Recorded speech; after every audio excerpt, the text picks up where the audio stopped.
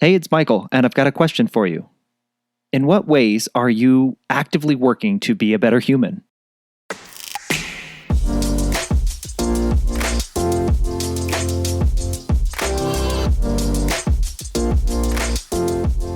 Welcome to the follow-up question. I'm your host, Michael Ashford. Come with me on a journey as I explore what it means to find common ground at a time when it feels increasingly harder to do so. To listen more than we speak so that we can understand that our differences don't have to divide us. My aim with this show is to bring you perspectives and ways of looking at issues or topics that perhaps you haven't considered before.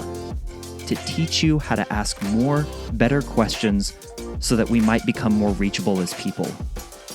I'm a former journalist who believes everyone has a story to tell, and it's only when we ask questions and listen that we reveal what connects us as humans. Our dreams, our desires, our experiences, our ideas, and what we stand for rather than what we are against.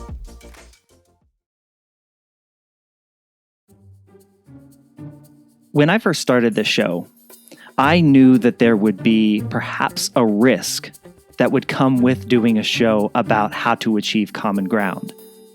And the risk being people thinking that I already knew the answer. As much as I tried to present the fact that I am not an expert in this and I am simply doing what I know how to do best, which is ask questions and get out of people's way so that their knowledge and information can bubble up to the surface, I always knew that there was going to be the possibility that people would think, I have this common ground thing all figured out. And that is not true. Have I learned a lot in the many, many interviews that I've done as I've explored this topic? Absolutely. And I've got some ideas and ways that I think we can achieve common ground based on themes that I have heard across all of the interviews that I've done. But I know that my own exploration of how to find common ground and what people might read into what I think about my own abilities in that arena is nothing compared to today's guest and the show that he hosts. My guest today is Chris Duffy, who hosts the show How to Be a Better Human. It's a podcast that is part of the TED Audio Collective, so it has a huge audience and has had some incredible guests on that show. And as you'll hear Chris and I talk about in our conversation here today on this show, overcoming this idea that he has it all figured out, how to be a better human, Chris isn't there yet. In fact, Chris refers to himself, as you'll hear in our conversation, as a fool who simply likes to ask questions. As a comedian and a former grade school teacher, Chris has a unique perspective of a lot of different phases of life and what it might look like to work to improve, to be a better human. And he is simply going about asking people, lots of people with different backgrounds and perspectives, similar to this show, how do you be a better human? How do you work to progress on that path, whatever it happens to look like? I absolutely love that Chris takes the perspective, as you might guess, of asking more questions. And one of the most powerful things that he says that I want to make sure you listen for, I'm giving a little bit of the punchline away, which Chris, as a comedian, probably would cringe at that. His question of tell me more helps us break through the discomfort and the uncomfortable feelings that we get when we first meet somebody, especially if we maybe perhaps disagree with them. Tell me more gets people to open up and hopefully gives us an insight and a window into their experiences and perspectives that are a little bit different than our own. I would love to know how a comedian comes to host a podcast called How to Be a Better Human. I'd love to just start there and understand your story and how that came to be. Yeah, well, that's a great question. I do feel compelled. I always feel compelled when people hear the name of the podcast, How to Be a Better Human, to say that I am not the better human of the podcast, right? I don't think that I am the better human giving advice. I'm trying to get advice on how to be a better human. So that's one big disclaimer. But I think the longer version is that I I started in comedy. I had been teaching fifth grade and doing comedy on the side as a way to kind of blow off some steam. And at the time I was living in Boston. And so there's a lot of universities around. And it just occurred to me that I always really liked talking to smart people and hearing what they do and how they got into the work and their research and all of that. And there were so many professors and scientists around. So I had started a public radio show where comedians interviewed scientists about their work. And that was the first thing that I did in comedy that kind of became successful and let me tour. And it let me start being a full-time comedian. And so since then, I've done a lot more in comedy, but it's always kind of been rooted in that idea of like, how do you make big ideas accessible? And how do I use comedy as a tool rather than an end in and of itself? So I think that this podcast kind of came out of that, right? Like, how do you get these amazing people who TED has in their network to talk about like, how do you actually do these things? How does a regular person do these things and puncture some of the seriousness, which I think is at the core of the comedy that I do.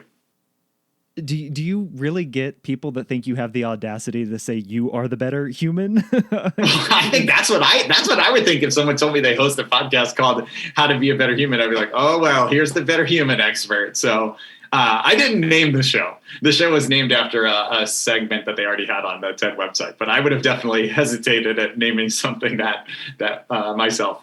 So yeah, I think people say, no one ever says to my face, like, oh, look at this, it's Mr. Better Human. But, I would imagine that might be a few people's idea. Go back to what you said earlier, teaching fifth grade and using comedy as a way to blow off steam. Was fifth grade the fodder for comedy, or were you diving into some other areas there? Oh, absolutely. I mean, it's now almost a decade since I taught. And it's still fodder for comedy, the things that happened in the classroom.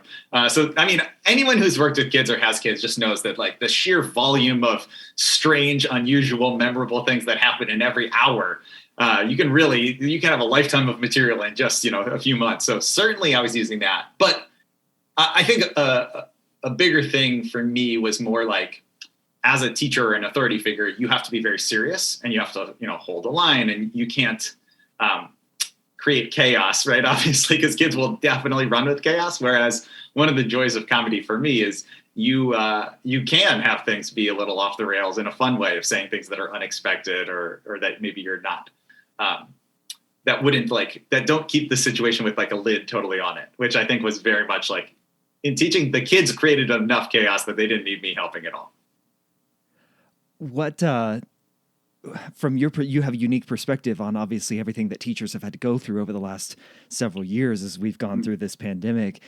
From your vantage point and now being kind of an outsider on that, what do you see? Like, what are the things that you're concerned about? The things that, having been in the trenches, teachers are facing right now? Yeah, well, I'll switch first of all from like, this is not comedy mode at all to, I think there's so many serious things. And I have a lot of friends still who are teachers from both the school that I taught at and also, friends who I've made along the way who are teachers.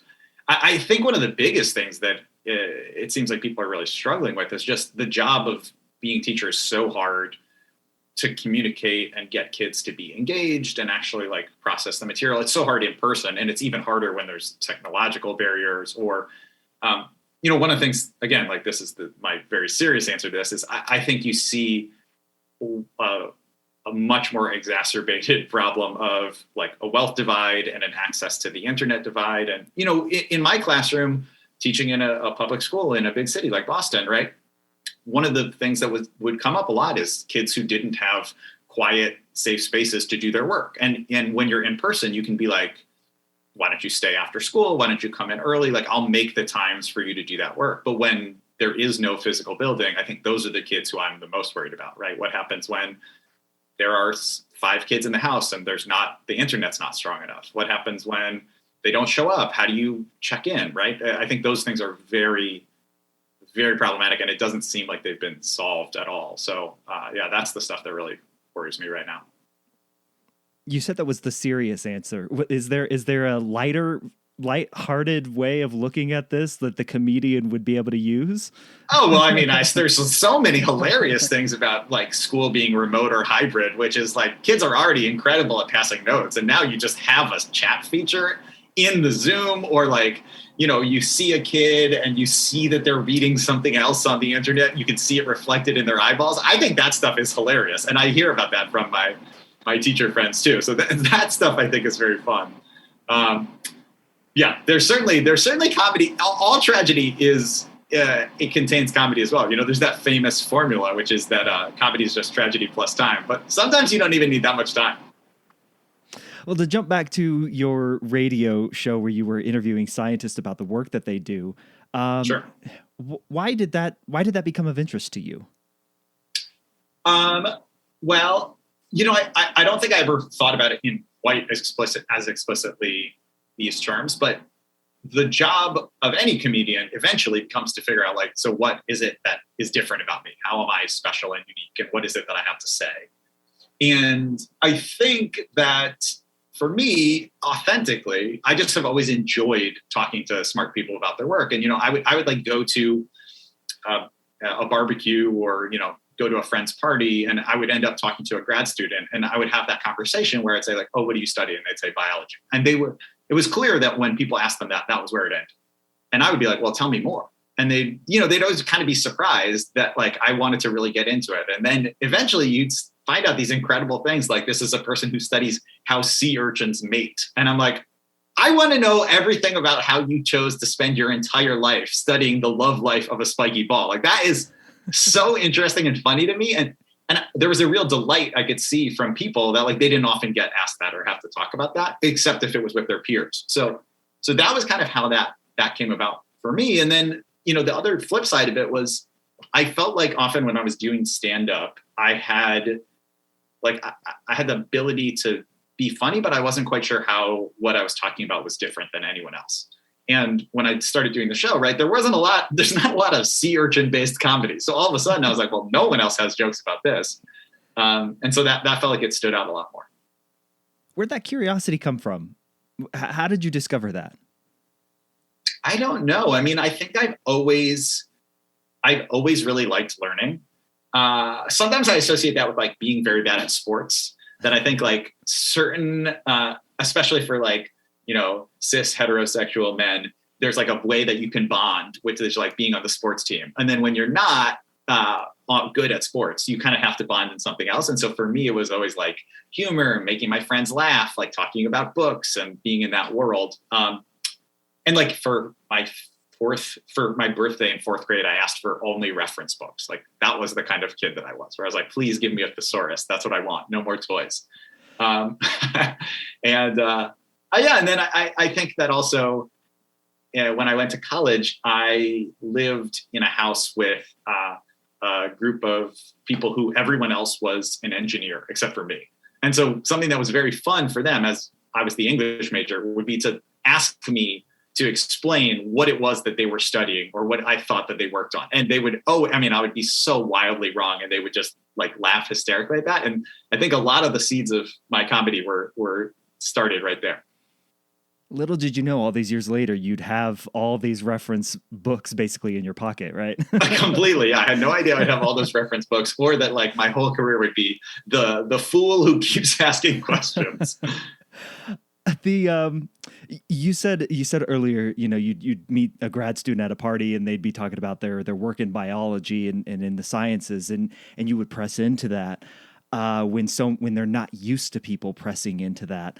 Why is that pressing into it so uncomfortable for us? Why do we stop from that press in? Have you been able to put a finger on that? Yeah, well, I think that this is actually like 100% of the comedy answer, is that most people don't want to ask stupid questions because you don't want to look stupid and you don't want people to laugh at you. And as a comedian, I don't mind looking stupid, and I love when people laugh at me. So for me, like if I ask a dumb question, if I say like, yeah, you're a nuclear physicist, can we just stop for 1 second and you tell me what is physics, right? If you laugh at that, I'm like, great, that's what I want. I want people to be laughing. And then that ability to kind of look stupid and ask the thing that you're not supposed to say, or you're supposed to already know, that then opens up, like, for other people, they can understand it in a whole new way because they don't have to pretend like they actually understand it. So I think a lot of comedy is just being willing to say the thing that makes you look foolish that other people are actually thinking but want to preserve face on. And I think a lot of, the most basic questions are that. And that's also what's so fun about going back to teaching. That's what's so fun about teaching elementary school kids is that, like, I loved 4th and 5th grade because they're old enough to have a real conversation, but they're young enough that they don't have like prior knowledge. So kids would, come up to you and dead seriously be like, "Are unicorns real?" And you'd be like, "No." And then they'd be like, "But horses are real." You say, "Yes." And they're like, "Okay, great. I'm glad that we confirmed these facts." And then they just go back and sit at their desk, And that's not a conversation you have with many, like, 30-year-old adults. But it's great to be able to, like, confirm those things. And I think a lot of comedy comes from that. Like, we're all on the same page that this is weird. Okay, we've noticed that. How do those of us then who are still uncomfortable with being laughed at get over that hump to ask that question, even though we know, like, there's going to be a snicker waiting for us on the other end? And I'm not talking about the candy bar. Yeah, well, I think that the biggest tip that I would have is that, like, the snicker is so much more rarely there than you think it is, the, like, mean-hearted snicker. And that even when it is, it's not as bad as you think. And I think that, this is totally aside from any sort of, like, professional thing that I've done. But I swear it's related.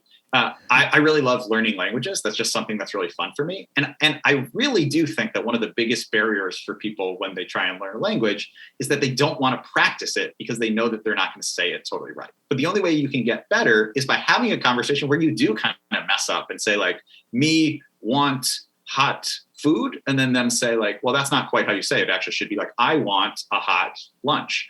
And when you do that, they're not upset. Very rarely is a person upset that you said it wrong. They want to help you and they want to communicate clearly. But if you don't make those mistakes, you can't get better. And I think basically my big answer, and this is not just for questions, but for everything, is the more that you are vulnerable and put yourself out there, the more that you will see positive results, and you will discover that the negative that you were afraid of is actually so much less likely than you thought. Yeah, my sister and her family just spent a year in Turkey. My brother-in-law was in the Air Force and was deployed there. And the appreciation of the local Turkish people when they tried to speak the language was so evident that, hey, okay, we've got Americans here who are trying to speak our language versus just talking louder at us in English. And yes.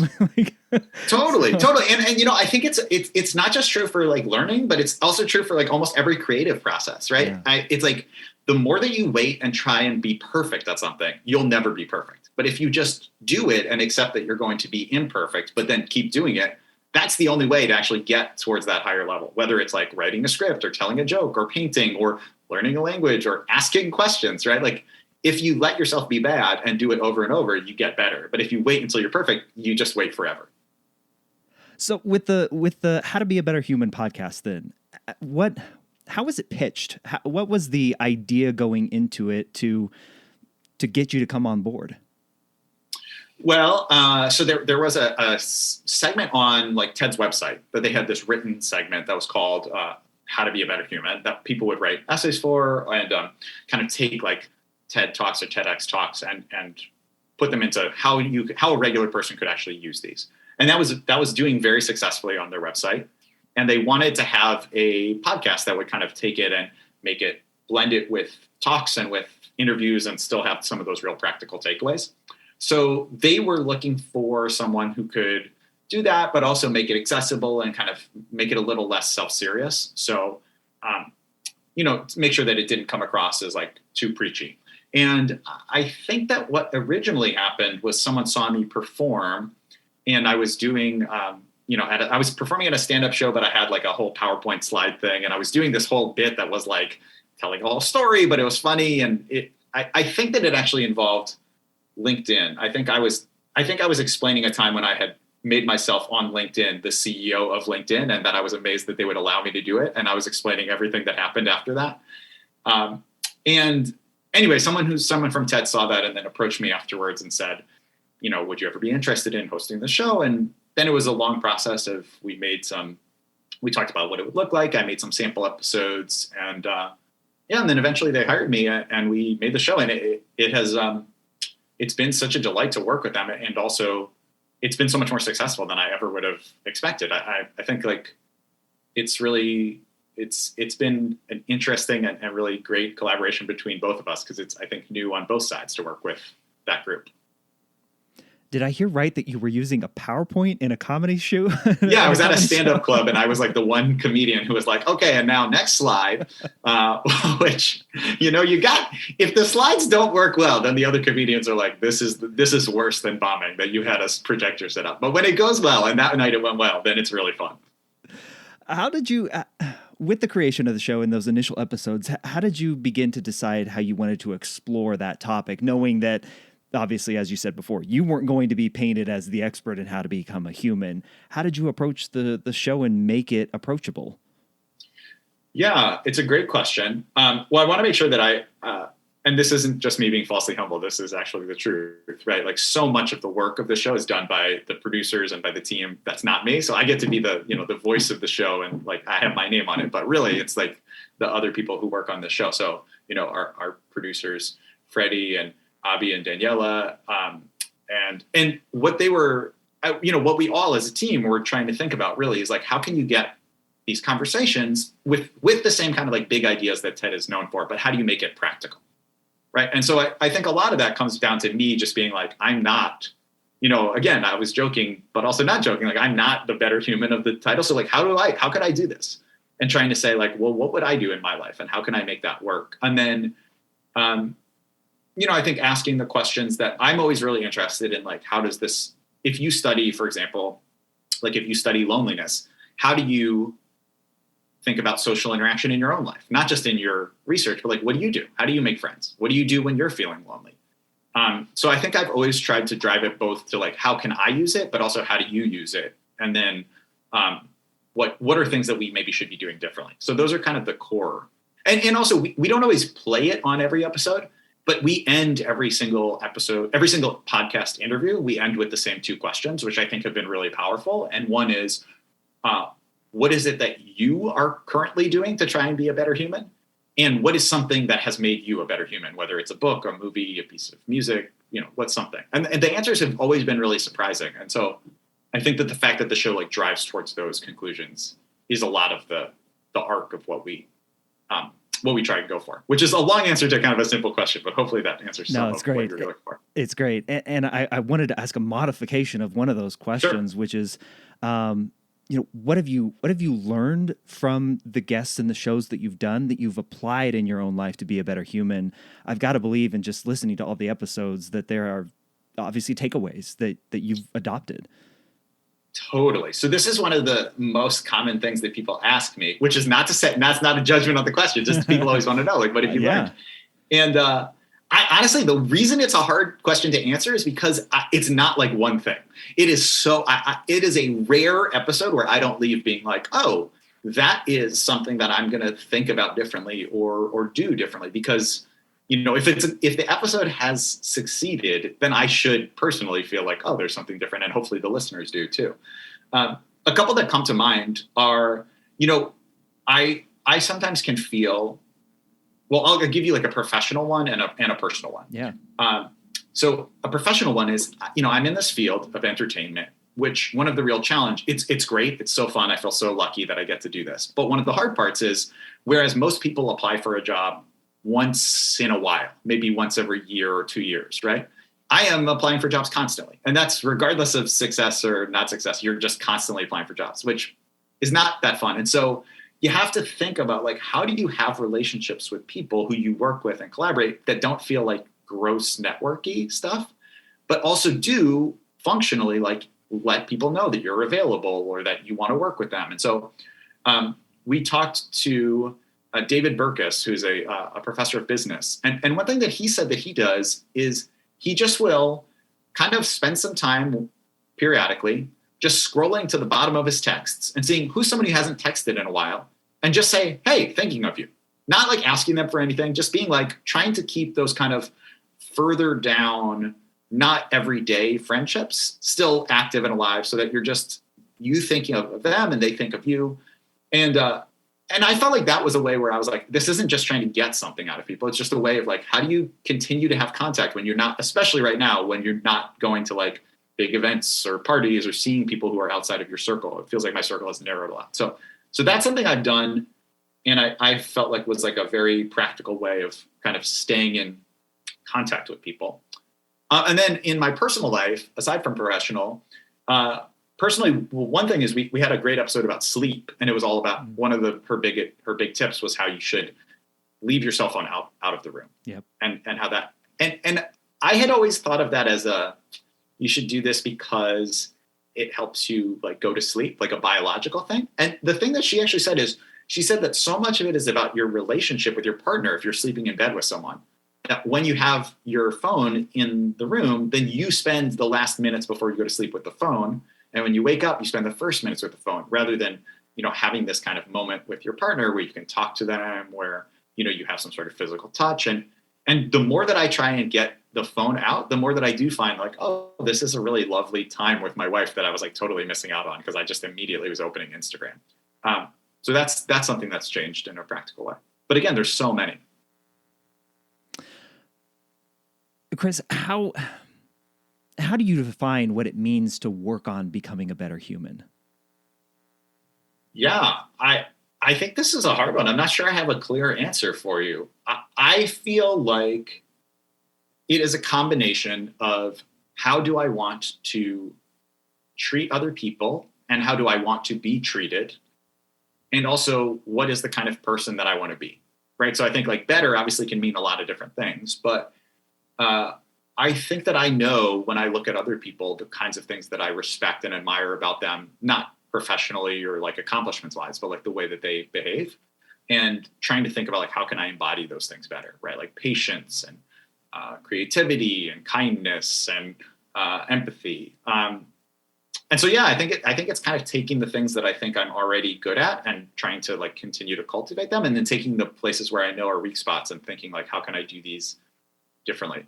And for me personally, a lot of becoming a better human is also just learning to recognize the things that I'm doing, my patterns, right? Whether that's my internal patterns of anxiety or whether that's noticing like, when am I not as good a friend as I could be? What triggers that? When am I not as good a partner as I could be? What triggers that? And how can I be aware of that and then think about other ways of doing them? So yeah, that's kind of the part for me. A lot of it is also, it's like part therapy, part learning, part reflection. I've always operated under the assumption, and I don't know where this comes from, but that to be a good comedian, there's got to be a healthy level of skepticism about the world. Am I correct about that in that kind of assertion about comedy? Yeah, it's interesting. I feel like often people say that you have to have some sort of like broken, tragic thing. And I definitely don't disagree. I don't agree with that. I definitely disagree with that.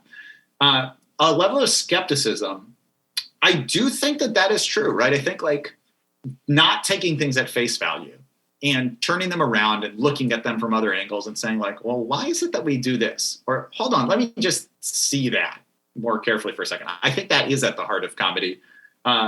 Because I describe it to people often as like, I think that anyone could be a comedian. It's just that most people see the odd thing and then immediately forget it. And for me, I see the odd thing and I'm like, I got to write that down. I got to go look at it. Right.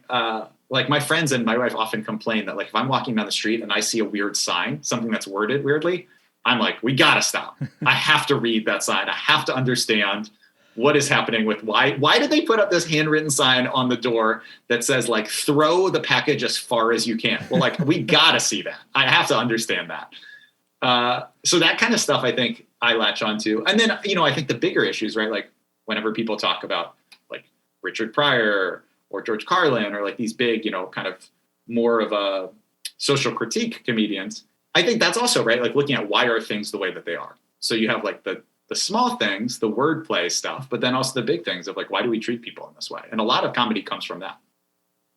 I'm a big fan of looking at signs that have unnecessary quotes.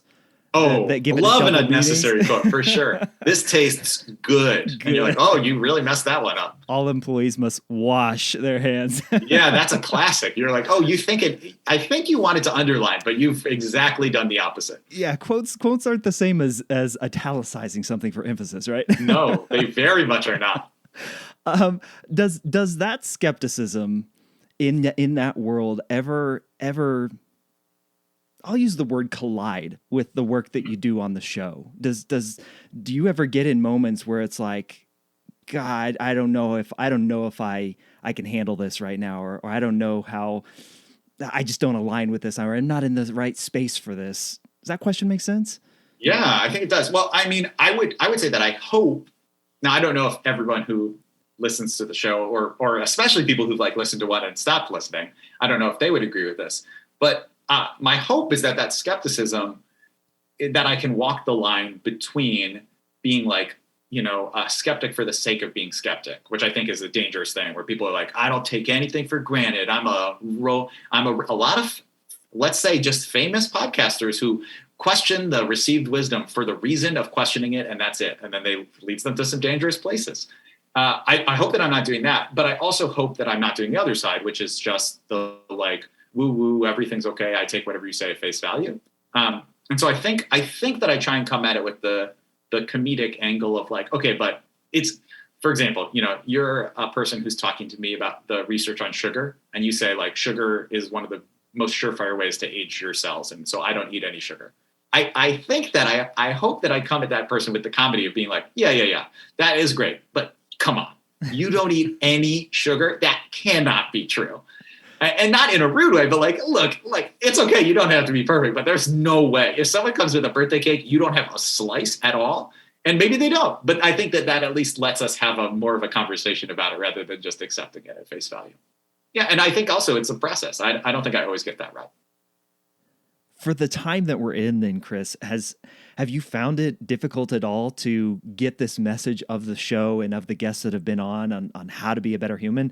Has it been, you said it was well received early on, better than you could have imagined, but have you sensed any pushback with, gosh, just, I mean, the trope or the cliche is like, we're divided, we're polarized, right? Yeah. Does the message still rise above that? Well, I think that TED, certainly TED is they're the ones doing the publicity and the pushing and the marketing, and they're doing a great job. And as a result, a lot of people are hearing it who are new to me. I don't think these are people who knew me before. I also think that, it's rare that we do topics on the show that are like explicitly 100% political. Although certainly we've covered things, we've covered things like medical disinformation. We've covered things like climate change. The only episode that I can think of that got like explicit kind of partisan pushback is we did an episode that was about how to talk to people across partisan divides. Go figure. And ironically, that was the episode that people across the partisan divide were the most upset about. And I think that kind of came from me being like explicitly saying like, here's where I am, right? I am a progressive, I'm a liberal, and like help me talk to people who disagree with me. And I think that people who were conservative didn't necessarily feel like they wanted to hear the research on like how to convince them to not believe the things they believe. And I think I probably could have done a better job of maybe approaching it from a slightly different place. But at the same time, like, I don't want to pretend that I don't believe the things that I believe. So I think it's impossible to not have some sort of pushback. And I also think that it's, I really want personally to make people happy and to have people laugh and be happy. That is something that I want, probably too much. But I also think you can't make work that is successful without reaching people who don't like it, right? Like, that is the mark of success, is that you've gotten out past the 5 people who know you and are going to love everything you do to the people who don't like it and aren't going to. So I think in some ways that's just an unavoidable marker of it being not just a conversation among like-minded friends. What is your relationship kind of with the show? It's kind of a weird, maybe kind of a wooey, to use your word from earlier, kind of way to word this question. But you're the host, you're interviewing the guests, but it's a TED production. There are TED people working on it. Like you just said, TED people marketing it. What is your relationship with the show? Do you feel as much ownership perhaps as you thought you might, or you don't feel very much? Like where are you at with that? Well, I don't know if this is going to 100% answer you, but I will say that the most bizarre part for me is that I was hired, we started, and the entire process of the show has been during the pandemic. So I have met only one of the 6 people that I work with on the show, who I've worked with for now more than a year. I've never gone in person to any sort of TED event. I haven't been to an office. So in some ways it feels unreal, because it feels a little bit like this is just a thing that happens inside of my computer. And like, I don't, the fact that there's people working on it, I don't know that they're real people. Like, I don't know that they have a bottom half. It just seems like, how is that possible? So there's it's a little surreal to just have like worked very closely with people and not ever been in the same place. And I think that when I started, we all believed that like, oh, and like eventually I'll go to like a TED conference, or I'll do some events and they'll be like we'll do like a live interview at some point. And I hope that still will happen in the second season. But as a result, it feels like this really fun thing that I enjoy, but it feels a little bit more like people are scheduling fun phone calls with smart people for me, where I get to like talk to them for an hour and then that is it. It feels a little less like I don't go into an office or go into a recording studio. So there's a level that feels a little surreal. But then for most of my career, I've kind of switched between working on things that are mine. Like I created them. It was my idea. I own it top to bottom. And I mean, own it in the sense of like creatively, although also sometimes in the just like pure ownership sense. And then, I've also worked on other people's TV shows, and often in those roles, I've been a writer. And the job of a writer is to write in someone else's voice as closely as you can. So it's like, you want to give your own opinion, but you want to make it so that it sounds like that other person. And something that I was a little worried about here is I had never done a podcast where it was like me, but I wasn't in full creative control. And one of the real like reliefs was when the first episode started coming out, to hear friends and family members say like, this really sounds like you. Like they were surprised that I wasn't making the final cut.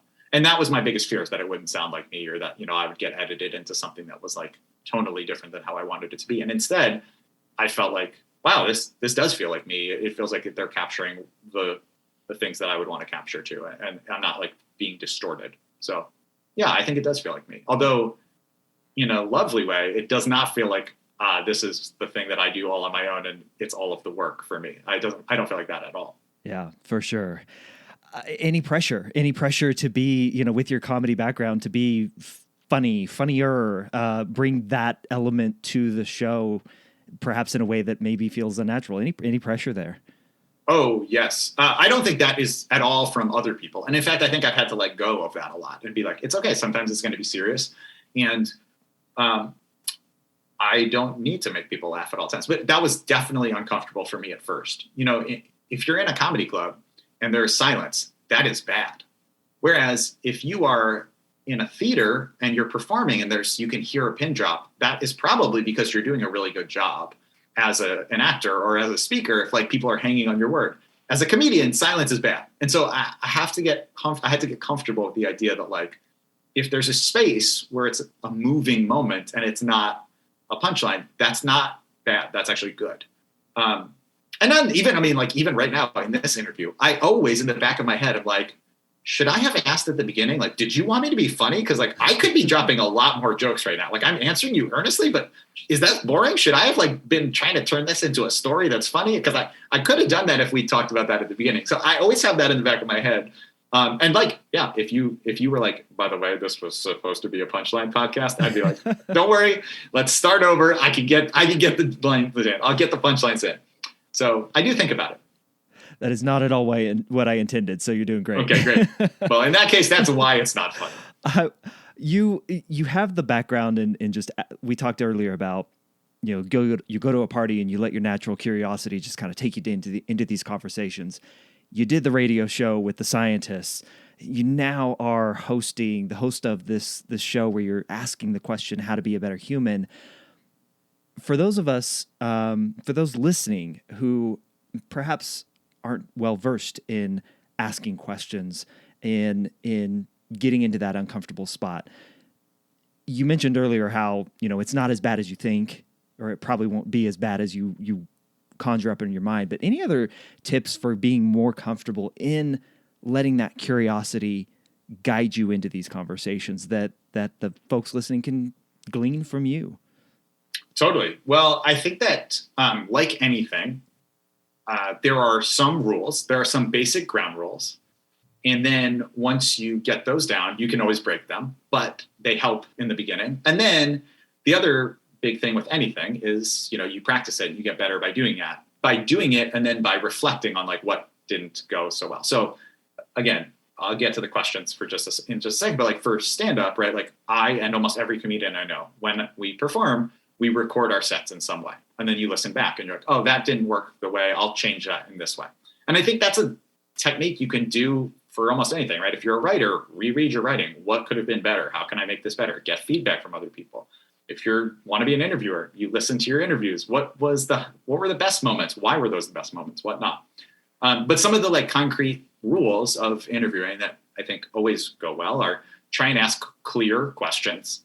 Try and make sure, and this is one of the hardest ones. I think many people struggle with this, including me. Ask open-ended questions, right? So like, do you like your work? That's going to get you a yes or no.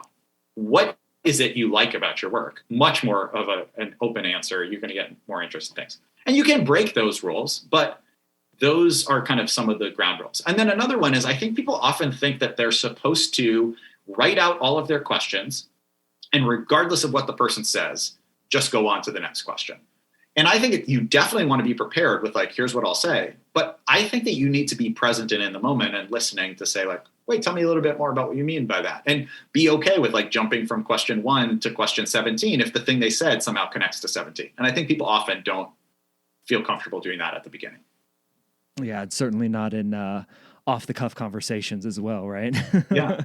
And that's the other thing I think is being a good interviewer is so much like being a good conversationalist, which is really hard. And so much of it relies on listening closely, right? Like listening closely, affirming what the person is saying, or making sure that you understand, or challenging them sometimes, being like, wait, you really think that? It's okay to say. You don't have to always be like, yes, exactly. What's next for the evolution of the show? I know you mentioned season 2 earlier. Where do you go? What topics I'm sure there's no shortage of topics, but what topics do you want to explore? Yeah. Oh, wow. There's so many topics that I want to explore. I think that essentially the show, I hope that it continues to just go and grow in terms of like the conversations that we have and similar in format, but I would love to broaden the scope even more. I mean, I'm very interested in talking to people more about like creativity. I'm interested in talking more about different scientific things that we haven't talked about. So, I think like we talked about sleep. I'm really interested in people who are dealing with stress. Something that I have some personal interest in because of family members who are dealing with this is like talking to people who are dealing with chronic illness and how do they deal with that and what are the pieces of that.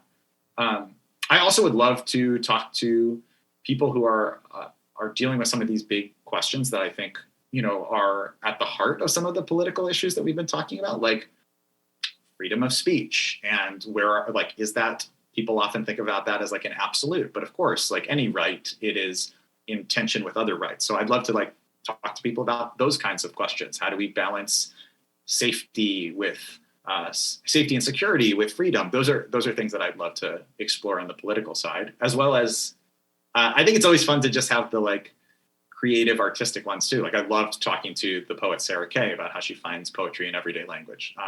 So I'd love to do more of that too. Well, Chris, the question that I ask of all my guests is I kind of turn it back around and I ask, what's a question that you wish you were asked more? And I would love to hear this either from your comedy background or as being the host of such an influential show put on by TED. What's a question that you wish you were asked more? Oh, wow. Okay. Well, I'm going to try and answer you genuinely rather than the immediate answers that come to mind are joke answers. So I'm not going to say those. Okay, I want to hear at least one of the joke answers. I got to Yeah, hear well, one it's of like, the jokes. I mean, the first question is, would you like this $1,000,000? Or would you like this delicious meal? Yes. Are you ready for dinner? Yes, those are the first ones, which are, obviously, even as jokes, subpar jokes. The I think that I've been really fortunate in that I think people ask me great questions. I mean, you've asked me great questions right now. So I don't feel this burning desire to like have something that people have never asked me. But I think the things that I'm most interested in talking about are the questions of like where does this come from? Right? Like where do these skills come from? How can we grow them and develop them? And then I think I'm just personally and artistically interested in being more vulnerable. That's some way that I'm really trying to do. So I think that kind of the questions of like, what are things that you're scared about and what are things that are not going well? I don't want those, but I want those questions, if that makes sense. Like I'm excited and eager to be scared of answering questions more rather than to just give safe answers. What does being more vulnerable mean or look like to you? I think that it means, for me, thinking less about what will be well received by other people and more about being honest in a way that might allow people to connect, if that makes sense. So like, rather than being like, I'm impressive, to be like, here are the things that I'm struggling with in terms that feel like failures. Here are the things that are painful, and being able to connect with people in those ways. I think that's kind of what vulnerability looks like to me. Do you have an example of that? I'd love to dig in a little bit deeper here on that. Well, just like, I think there's a lot of things that people don't talk about. And then as a result, they feel kind of alone about. So like, I recently turned 35. So I'm in my mid 30s and I'm married and we don't have kids. And it's something that we would both like, but we're trying to figure out how and what that looks like. And I think that that's the kind of topic that often people feel like you can't talk about, right? It's like you either have kids or you don't, and it's like silent. And I think that for people who are trying to figure out like, what does that look like and how can we make it work for us and what happens when it's not just like this easy, straightforward path. I think I always feel more comforted and seen when I talk to other people who have also not had like this most straightforward journey on these kinds of things. Yeah. And then, the other stuff is like, I'm very fortunate in this moment to like have this podcast that's great and that people like you want to talk to me about, but also like, I don't have job security, right? Like who knows what will happen? Ted could tomorrow be like, okay, podcast is done. And then I'd be like, okay, now I need to scramble.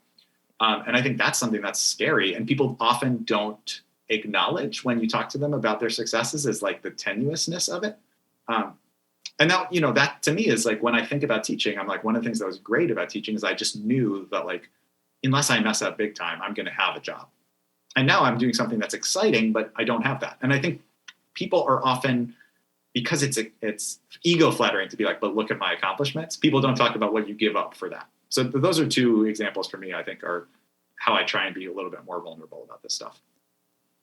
What would it mean to you to have those conversations more, to be vulnerable in that state where you are talking about the lack of job security? What does that bring you in those conversations? Well, it definitely makes me, the immediate thing it brings me is like my heart starts pounding a little bit more and I get nervous in the way that I would get nervous when I first started doing this stuff, rather than, now I'm kind of comfortable. And there's lots of things where I'm comfortable and I'm like, oh, I can shift this into, I know where it's going to go. It's polished. This is, I would almost say like, quote unquote, correct quotes, not incorrect quotes, material, right? Like this is material rather than I don't know what I'm going to say. And I don't know if I have this fear sometimes when I'm saying new stuff that like, I'm going to stumble over it and I'm going to say it in a way that is not exactly right and that rubs people the wrong way, or that like it steps onto something that I haven't thought of correctly. And I think that's a real fear. And that's why often I don't do it or other people don't do it. But I think the flip side is when I do engage in those conversations, I can learn, and you learn by making mistakes. So I have to be willing to like be corrected and apologize and say, you're right. I said that wrong. That was stupid. That was not how I was supposed to say it. To get to the place where I understand it on a new level. So that's what I'm trying to balance is, not making huge mistakes, but making small mistakes along the way.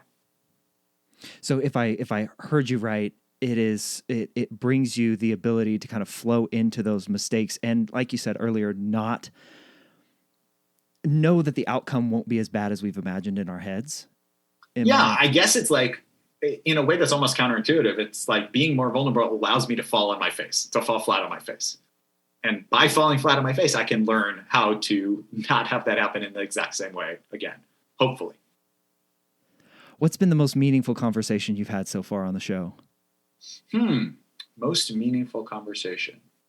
Well, one that's really stuck with me and that I've thought about quite a lot is with Glenn Henry, who he is a kind of, how would I describe him? He is a writer and a creator, and he has a very popular YouTube channel that's about fatherhood. And one thing that he talked about a lot was how he tries with his kids to be vulnerable, like we've been talking about, and to apologize when he makes mistakes. So like not be perfect, but instead to like sit them down and say, I made a mistake. Here's why that was wrong. And I'm sorry.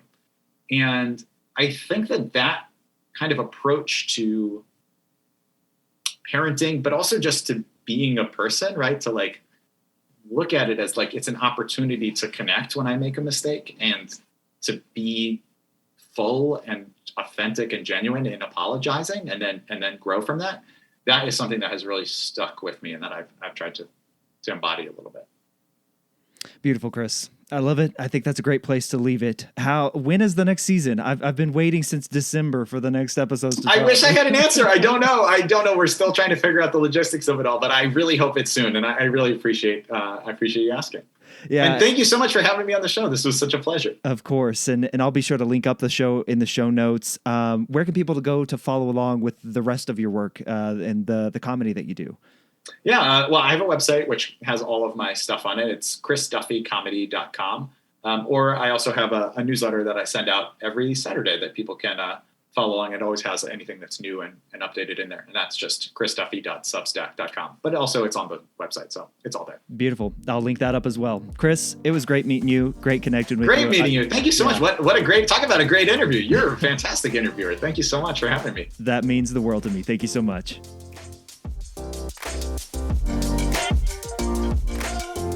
A huge shout out and thank you to Chris Duffy for coming on the show this week and sharing his story. Please do me and Chris a favor and share this episode with someone you know who might also find some value in listening to today's conversation. Share this episode with your network. Help spread the good word about the importance of asking more questions and thinking like an interviewer. If you like the conversations with the amazing guests like Chris Duffy that I have on each and every episode, subscribe so that you never miss when a new episode drops. If you ever want to get in touch with me, you can always email me at michael@thefollowupquestion.com, or you can go to michaelashford.com and reach out there. I'll catch you on the next episode of The Follow-Up Question, and until then, keep asking questions.